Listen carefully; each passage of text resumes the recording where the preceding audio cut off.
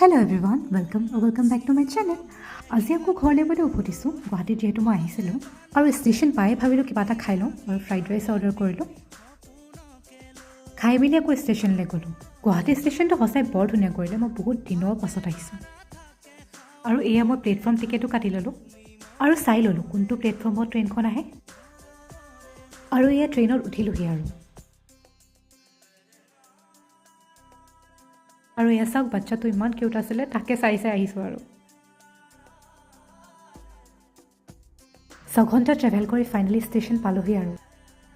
ট্ৰেইনৰ পৰা নামিয়ে দেউতা ৰখি আছিলে আৰু দেউতাৰ লগতে ঘৰলৈ বুলি উভতিলোঁ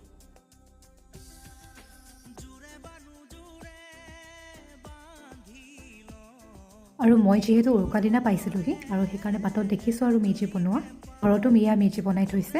আৰু ৰাতি আমি জুই ফুৱাই আৰু খাই বৈ শুই গ'লোঁ আৰু আজিলৈ আহিছোঁ বাই